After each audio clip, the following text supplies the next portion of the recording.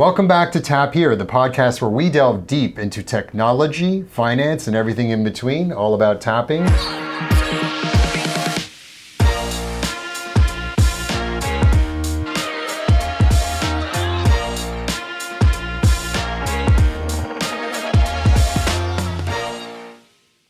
I've got a special guest with me today. It is Professor Avi Goldfarb. He's going to tell us a little bit more about his background and expertise, but what we're here to talk about today is artificial intelligence. Now, artificial intelligence, all the rage, it's nothing new. At this point, the market's certainly been focused on it for at least a couple of years.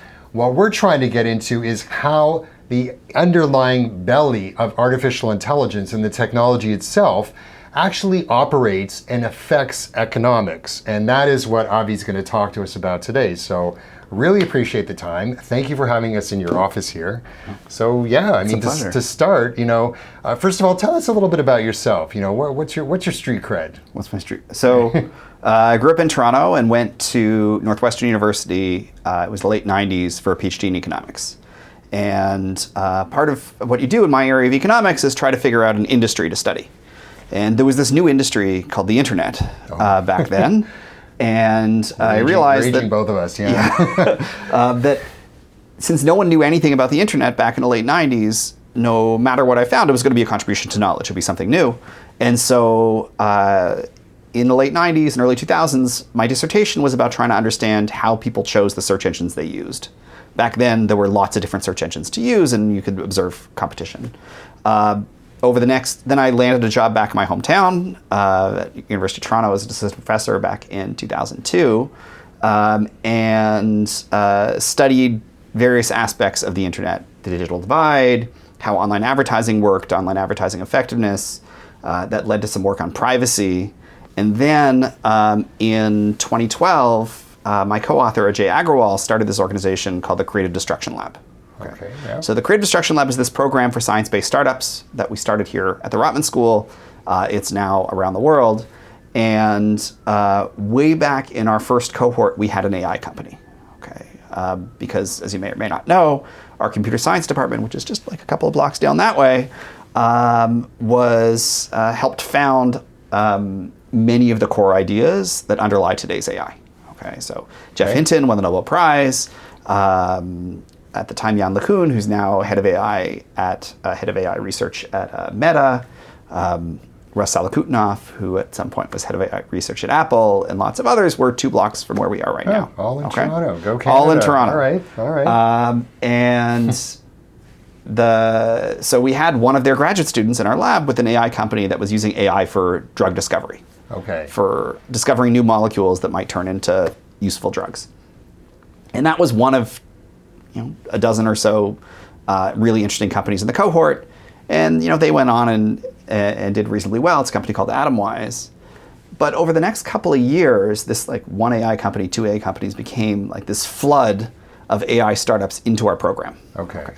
And in 2015, Jay made the decision to double the size of our program to have the first cohort, as far as I know, anywhere in the world, dedicated to deep learning, that early version of AI. Mm-hmm. And so we had 25 AI startups coming through our lab in 2015, 2016. And so now we've been focused on these AI startups at the Creative Destruction Lab for about 10 years. And including, there was one cohort where we had Ada, TensTorrent, and Xanadu, who are 3 Canadian unicorns, back to back to back, in together in a cohort of 10 or so graduates in our AI stream.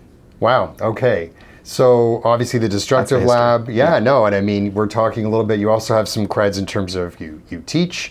You're part of the Rotman School of Management. You've been studying this obviously for a long time. You wrote a dissertation and a couple of books, including Power and Prediction, which we're going to talk about a little bit more today. So, and I think for the layperson, right? So when I think about how do I explain this stuff to my mom, right?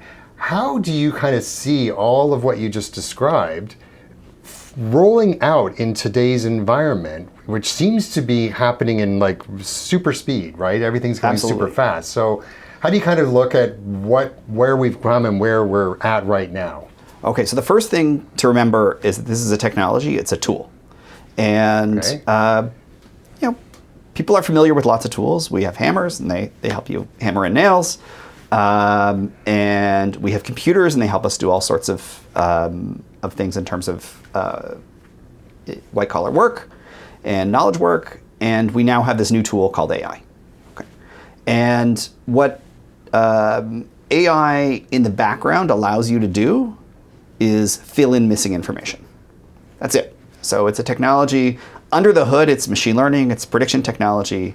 I don't know about your mom's statistical background, but if you have an undergrad course in stats, then the ideas you learned in regression apply here, in the sense that what you're doing is predicting. You're, in a statistical sense, you're filling in missing information. Okay. Now, your intuition there is going to break down a little bit, because writing and drawing and coding probably don't feel like what you may have learned in an undergrad class about regression. No. But the core idea is what you're doing is you're using statistical properties to fill in missing information. Okay. And that means any time in work or in life you need to fill in missing information, the AI is likely to be able to help. Okay. And that ends up being a good chunk of knowledge work. Sure. So, and that's where we're at today, Yeah. as far as I know. I mean, Yes. I think people maybe have a bit of a misinterpretation out there, especially Yeah. people like me, where it's like, oh, AI is something I can speak to, and it's just kind of zip through the internet and answer stuff and put stuff together faster than I can, right? So it's an efficiency augmenter, right? A little different, what you're describing. That's a piece of it, right? Okay. So, medical diagnosis, what does your doctor do when they diagnose you? They fill in the missing information of the cause of your symptoms. So that is something that AI can help with. Got it. Writing, what are you doing anytime you're filling out a form? Anytime you're filling out a form, you're trying to figure out the missing information about what they're looking to. Yeah. Anytime you're taking a test taking is filling in missing information. What's the correct response that the person who designed that test is looking for? And coding, computer coding, is often filling in missing information. So you have some thing you want the machine to do for you, and you need the set of lines, the code, that will that allow the machine to do that. So again, that's filling in missing information. So there's, but it also includes, what is the AI model, ChatGPT, Claude, or the tools underlying Amazon's Alexa. What are they? They're trying to predict what you're looking for as a response when you ask a question. Right. Now, Power and Prediction, not your first book, your most recent book. You've written a couple with some colleagues, which is wonderful.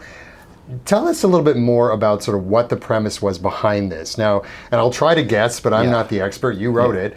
But the idea here, obviously, is that it's more about the predictive component that artificial intelligence has and how that will impact the economics of the world, correct? Yeah? Yeah. Sort of? Okay, so I'll let you go from there. Yeah, so our first book was called Prediction Machines. Yeah. And Prediction Machines, the core theme was exactly what I just described, that we should understand AI as this process of filling in missing information. And then what's left for the human if the machine's predicting, it's this thing we call judgment.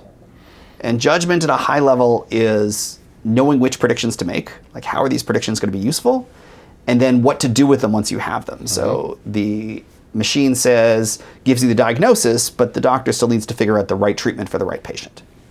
That book came out in 2018, and we kind of expected a revolution to happen. Okay. Yeah. And then 2019 happened, and 2020 happened, and 2021 happened. Why no revolution? And the revolution hadn't happened yet. Okay. Arguably, the revolution started on November 30th, 2022, when ChatGPT came out. All right. But this book came out on November 15th. Okay. And it pointed out something that is still very true today, which is when you look at the transformative technologies of the past, it takes years, if not decades, for them to have a true impact on society. Right. So this book opens with the story of electricity. Electricity, as you may know, by the 1880s, it was clear that electricity was going to be transformative. Edison's patent for the light bulb was in 1880. Mm-hmm. Okay. Tesla's innovations in alternating current happened over the 1880s. The alternating current electric motor was 1890. Okay, so anybody paying attention in that decade knew that this was going to be transformative. But if you look at the data, it wasn't until the 1920s that half of American households and half of American factories were electrified. Right. So it took 40 years from, wow, this technology is going to change our lives, until, at least for most people, it did change their lives. Yeah, I mean, not to sort of steal another example that I'm sure you've noted, but even computers, right? So you go for those giant, big IBM, the one, larger than the building kind of thing, and then over a lengthy period of time and iteration and processing power and everything else, it kind of moved in that direction. That's kind of the same idea? Exactly the same idea. And so in fact, the most influential research paper on this point was by Paul David, who's a Stanford economist. And he pointed out that he wrote a paper in 1990. And he said, so 1990 is something like 25 years into the computer revolution, depending on how you count. And he said, the paper was called The Computer and the Dynamo. And it was exactly about this, that computers are like electricity. So he used electricity as the example to understand what was happening with computers. Right, because by 1990, computers still had no meaningful impact on productivity. That impact did happen. It happened between 95 and 2004. And so it took, again, something like 30 years for, we recognize the potential of the technology, until it makes a difference in terms of output and productivity. And so what we are arguing in this book is that we should expect the same with AI. And the reason is, the CEO of Anthropic wrote an essay about a year ago, fantastic essay called Machines of Loving Grace. And in that essay, he argues that the optimistic version of what's going to happen with AI. And he says it's like we have a country of geniuses in a data center. So everybody has access to these geniuses. Right. And can do whatever they want with them, and they can do amazing transformative things like cure cancer or whatever else. Now, what we're arguing in this book, implicitly, because that essay hadn't come out yet, but what we're arguing in this book is, so go to your local retailer. Someone who has their own shop, and walk in and say, okay, you now have access to a country of geniuses in a data center. Here's 100 Nobel Prize winners.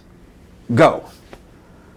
Well, what do we need that for? Right. So our systems currently aren't set up for this transformation. Right. And so what we need to do is figure out how to take advantage of what this technology has to offer. And so that's going to require different organizational forms, different systems, maybe different regulation. And all of that together is going to, that's when we're going to see the transformative impact. And so that happened with electricity. A factory in the 1890s might have wanted to wire up, but they had their current workflows. Yeah. You never want to mess with your current workflows. And so all electricity could do is allow them to have slightly cheaper power. Right. Which is very different from the transformation required. And in the process, what you're going to get for that cheaper power, in exchange, you're going to have to do things like figure out how to wire up your factories in a way that's not going to set them on fire. Because we didn't have fire codes back then, and we didn't really know the electricity fire codes. We didn't know the electricity fire codes back then. And you're going to need to teach your employees not to touch the wires, because in the 1890s, that wasn't common knowledge, and they wouldn't know that. So all that's really expensive. All that's if people haven't figured it out yet. Today, you're going to have to teach your employees how to use AI safely. Right. So, and actually, it's expensive. And, and so it brings to mind two things. One is, I still recall writing about the productivity miracle in the late 90s and the 2000s. It was like in every single economic story that I wrote.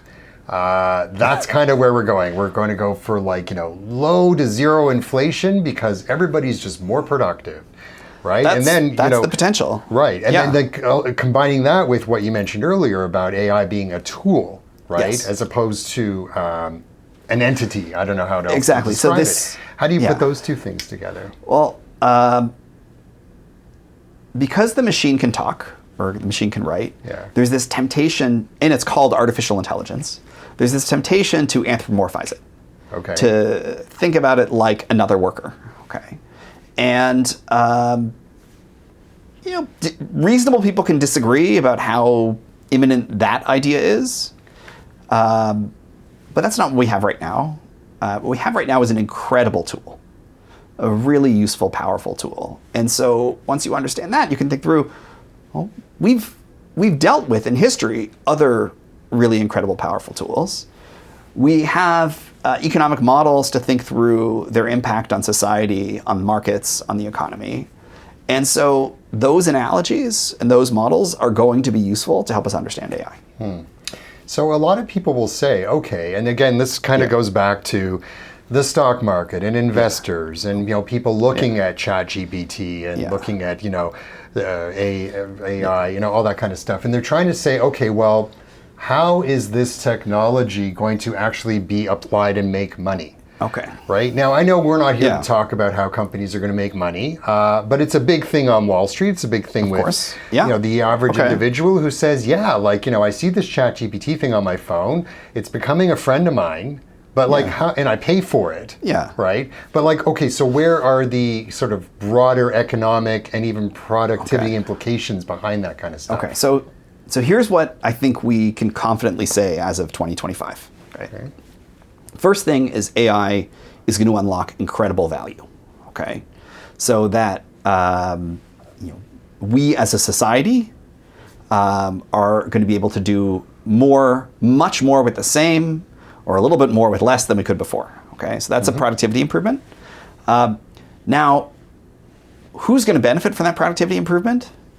I would argue that is an open question. We'll get to that. Okay. I just want to say the other thing that I think we know is the biggest productivity improvements, it's going to take time to figure it out. Because that happens with every technology, just like electricity and the computer. So incredible value is going to be unlocked. Exactly when is an open question, and exactly who's going to get it is an open question. And who, so you might be thinking, who is it this company or that company? Right. But who also includes consumer surplus, okay? And so consumers might just be way, way better off. And if we have a really sort of intense competitive market in AI, and maybe it won't go to profits. Maybe it will, but I would argue that we can confidently say there's going to be incredible value, and then who's going to get it and when is an open question. Basic economics, supply demand 101. So we know that, at least from most people's perspectives, is not going to change. I'm certain that you would agree with that. Absolutely. Talk about the tools, the inputs, and everything else, where we've come from, where we're at, and maybe where we're going, that at least, as part of your book, explain sort of what will be different about economics in general. Okay. The answer is not very much. Not very much will be different. And so you may or may not remember your first year economics class. Okay. So clearly not very much. Yeah. So the first thing you learn in economics is that demand curves slope downward. Okay. So the first thing you learn is that when the price of coffee falls, people are suddenly buying a lot more coffee. Okay. And that's going to apply with AI. So now filling in missing information is much, much easier. So we're going to find all sorts of new applications for this machine tool that can allow us to fill in missing information. Okay, so demand curve slope downward. And we saw that with computers, right? So computers do arithmetic. That's all they do. It feels like they do lots of stuff. But they just do arithmetic, right? And in the early days, what we used computers for were classic arithmetic problems. But then as machine arithmetic got cheaper and you could do thousands, millions, and billions of computations, we realized that that there are all sorts of things that can be solved with arithmetic, like photography, that you might not have thought of as an arithmetic problem way back in the 1970s. Yeah. Right? Kodak was a chemical company. They did chemical engineering, but machine arithmetic got cheap enough and we solved it with machine arithmetic. So lesson number one from economics is demand curve slope downward. As prediction, as filling in missing information gets cheaper, we're going to do more of it. And then day two of Econ 101 comes along, and you learn about complements and substitutes. So if coffee is suddenly getting a lot cheaper, you don't want to be in the tea business, okay? Because tea is a substitute for coffee. People are going to buy coffee instead of tea when it's cheaper. So the aspects of what your company does or what you do that are about filling in missing information, that process is increasingly be done by machine. And so you want to think about the economics of substitutes there. So you want to avoid those kinds of things. But there's hope. Okay, the hope is to remember that when coffee gets cheap, you want to be in the cream and sugar business. Okay. Okay. Right. So cream and sugar are the complements to coffee, and so you got to think through what are the complements to machine prediction? What are the complements to filling in missing information? Right. That we humans are good at, or that your organization is good at, that is going to become more and more valuable as these tools get better and faster and cheaper. And so in both prediction machines and in this book, we call this judgment. Okay. So we talked about this right at the beginning. Yep. Judgment is knowing which predictions to make, and judgment is knowing what to do with those predictions once you have them. So this ability to know how to use this new tool and identify new applications of this new tool is going to become incredibly valuable. And so there's some early research suggesting this is true in the context of AI.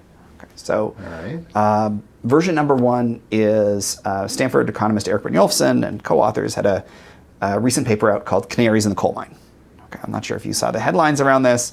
The headline and the title of the paper, well, it's Canaries in the Coal Mine ? Okay? Right. But there is some early evidence suggesting 22 to 25-year-olds are struggling a little bit in the labor market.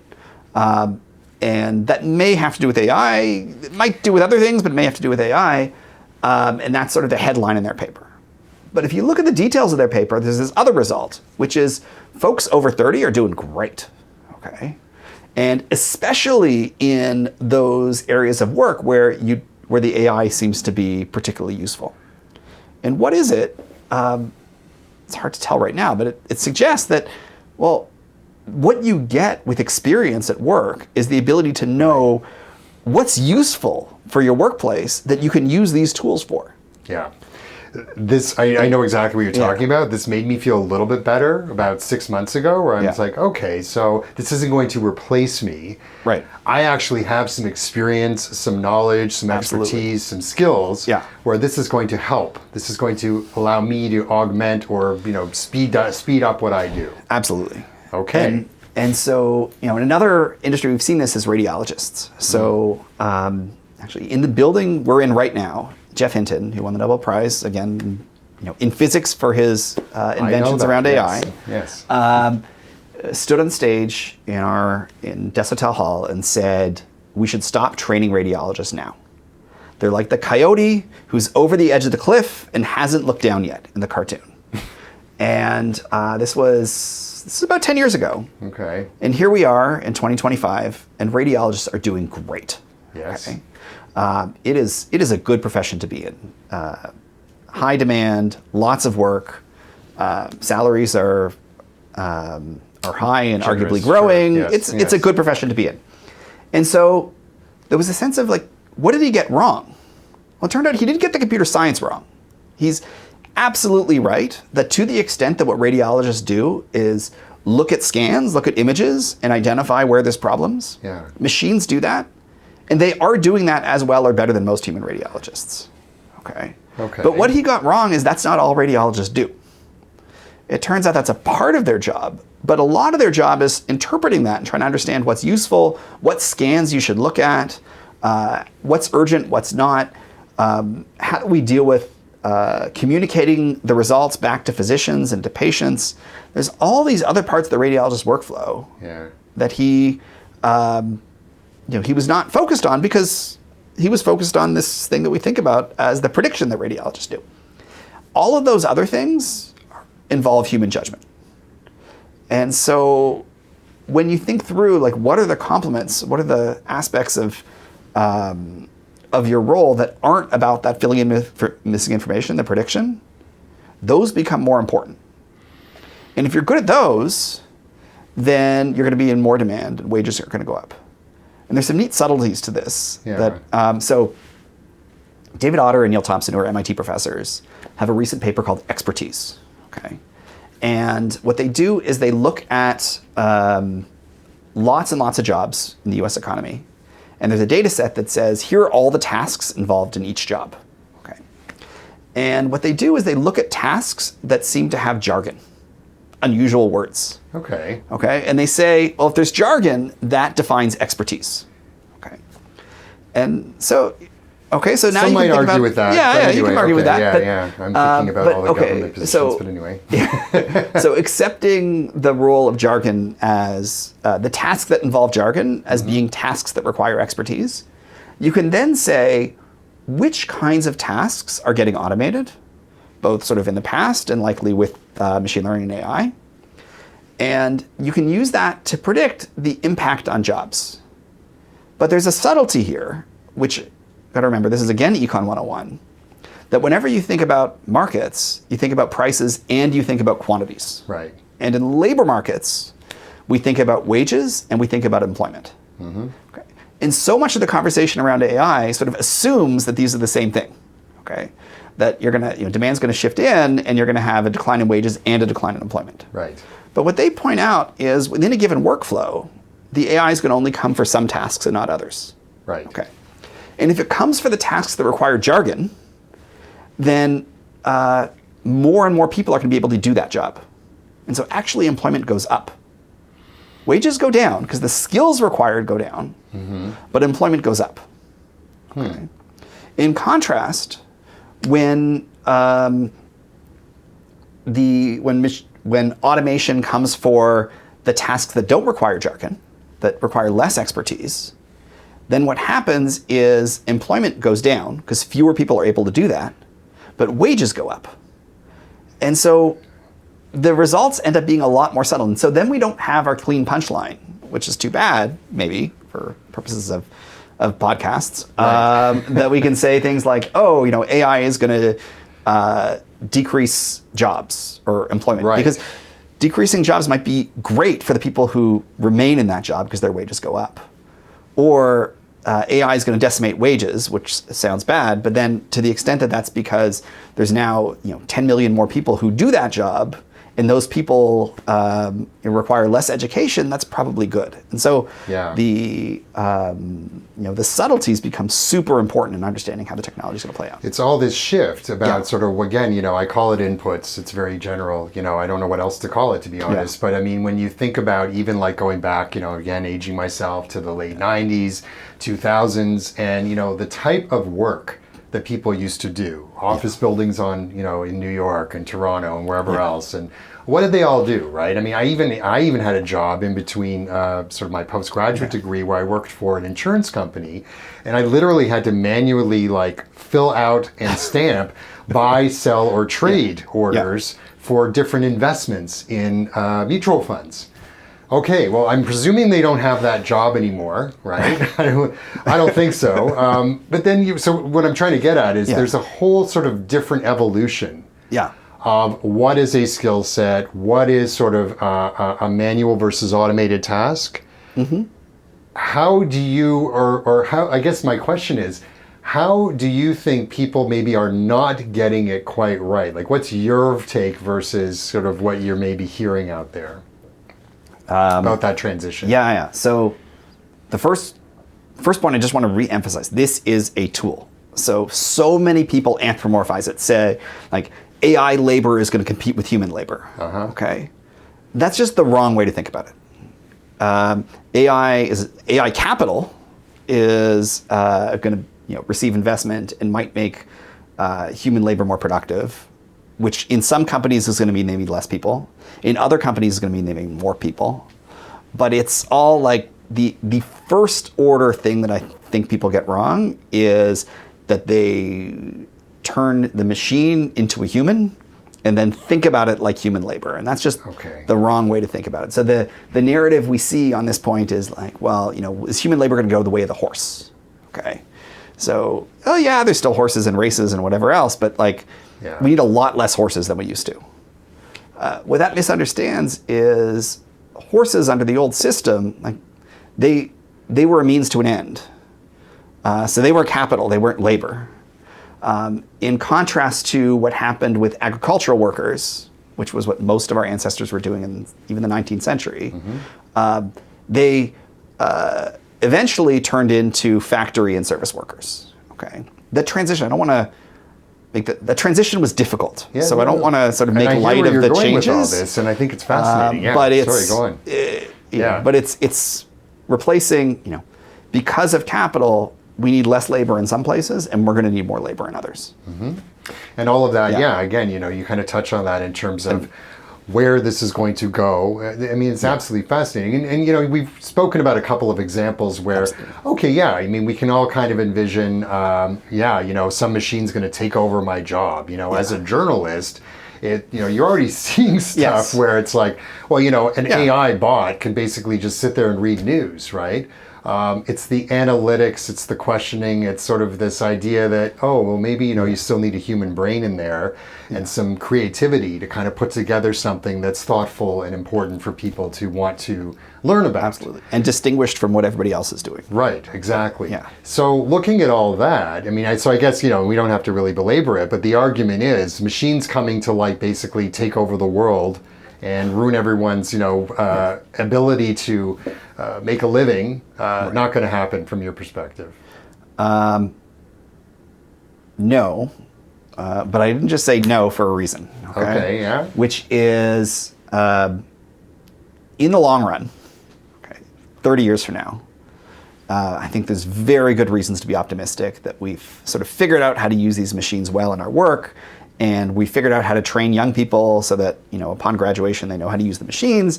And we figured out how to train older people so that they recognize that sort of the fast pace of technological change means our jobs are going to have to change over time. And so, you know, there's jobs for those who want it, and extraordinary productivity gets unleashed. Okay. But so I'm quite optimistic about that. Now, there's a short run, which is, it is possible. I don't quite know if likely or not, but it's possible that AI tools are able to replace certain classes of jobs pretty quickly. Okay, so for example, if AI is able to fill out contracts effectively, simple contracts, then there's a lot of lawyers whose core job is checking those kinds of contracts that are going to need to rethink their core role. Okay, that's going to be great for all sorts of people who now have access to the law in a way they didn't used to before. Sure. But that's a real disruption. Or if AI is able to do the role of a number of accountants, or call center workers, or truck drivers, you can anticipate real disruption. Okay, so the short run. You know, it could come slowly or it could come quickly. And I say that because there aren't a lot of jobs that have been fully automated in history. Okay? Elevator operator is one of them. Okay. But you have to work pretty hard to find them. Yeah. And one of them is telephone operator. Okay, so when AT&T first became a dominant company, you know, there were these people who had to be telephone operators to actually connect the switches between one wire and another. Okay, and for a while that was the most common job in America, and it was mostly young women who did this job. Okay, there are almost no telephone operators today.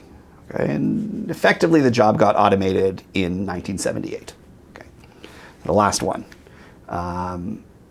But the mechanical switch was invented in 1890. Okay, so it was a pretty slow process, and it wasn't that disruptive because as telephone operators were slowly getting automated in the 40s, 50s, 60s, and 70s, there was all sorts of new work for young women in offices. At the time was secretarial work. Right. And so, like, how is this disruption going to play out with AI? There is a version of it that it could be like the telephone operator and, you know, take place slowly over decades, and it won't be that disruptive and people will find other work. But for some professions, it might be very quick. And in that case, we are going to need to think through how do we manage that transition and take care of those people during the time that they're looking for work. So where do you see, at least from your own perspective, like where is sort of the, you know, glowing, I can see this happening very quickly example, and then I can see that happening over the next 70, 80 years example? Here's an optimistic, transformed profession that's already happening to some degree, which is radiology. Okay. You mentioned radiology, right? Yeah. So radiology is much more productive than it was. And AI is reasonably widespread. But the transition hasn't been abrupt, or at least it's been slow enough that the radiologists have been able to train themselves to keep up. Now this is a population that's good at learning. Okay, so and so there's some expectation that training can happen. Areas I'm more worried about, call centers. Hasn't quite happened yet, but there's reasons to think AI is going to do the job of many people who work in call centers, and there's a lot of people who work in call centers. And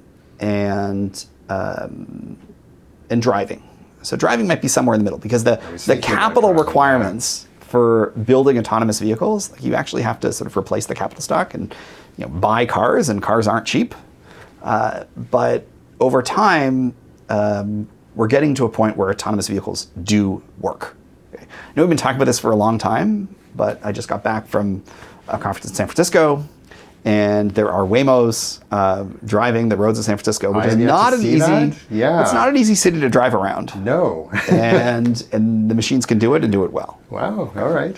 And so, but that is happening slowly, and that might be something that slowly over the next 10, 20, 30 years, we move from most cars on the road and most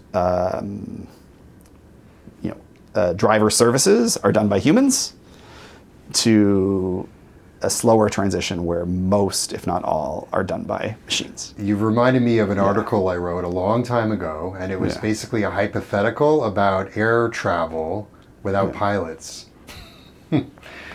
Is that kind of what we're getting at here? I mean, could you imagine getting on a plane and there's no one steering that thing other than from the ground, or maybe a machine? Yeah, it's hard to imagine getting there. Fair. But there's already a sense that planes can fly themselves, and for the most part, already do. Yeah. Okay. I prefer having someone up there. But there's someone out there who's two people, right? Yeah, who are there, depending on the plane, for when things go wrong. Yeah. And so far, at least with the automated flying tools that we have now, that's really useful. Someday it might not be, but we might still want somebody who can take over in case of emergency, or at least who has real stakes because they're on the plane and they're flying it. So it's more that radiology example. But the radiology example, So the radiology example is something that's happening and might happen quickly, but sort of with an optimistic ending, at least so far. Mm-hmm. Call centers I'm worried about, and autonomous vehicles, that might happen slowly just because you have to buy cars, and buying cars is expensive. Right, and it's very capital intensive. If there was one takeaway that you would want people to have from reading this book, what would it be? It's AIs are tools, okay? And tools make us able to do things we used to do, but a lot cheaper, okay? And so because now we can fill in missing information much more cheaply than we used to, we're going to find all sorts of applications for the missing information. Okay? A lot more to come then. A lot more to come. Yeah. And then the key human skill is to figure out, okay, well, what new ways can I take advantage of what this tool can do in order to better serve the various stakeholders of my organization? And is that your next book? Is that what we're going to be hopefully focusing on? Is that what you're looking at? We'll see, but the thing that I'm thinking about most lately is trying to understand judgment. Absolutely. So what human skills become more valuable as machines get better and better at filling in missing information. Mm-hmm. It's absolutely fascinating. There's so much more to talk about. I love just really defining more deeply what it all means, especially in the context of what a lot of the headlines say these days, which we both know are sometimes scary and sometimes maybe a little bit far-fetched. Avi, really appreciate your time and having us here to chat with you today. Thank you. Okay, thanks so much. Yeah, it's been great. Thank you. Thanks. That's it for today. Really hope you enjoyed the podcast. We certainly did enjoy speaking to Avi, and we would love to hear from you. So don't forget to comment and provide some input if you'd like to. Also subscribe, like, share, do whatever you got to do to spread the good word about this and hopefully many more great interviews to come. And now for the legalese. The information provided in this podcast is for educational and informational purposes only and does not constitute financial investment or legal advice. Always do your own research and consult with a licensed financial advisor before making any investment decisions. Past performance is not indicative of future results, and all investments carry risk. The views expressed are those of the hosts and the guests and do not necessarily reflect those of any affiliated organizations.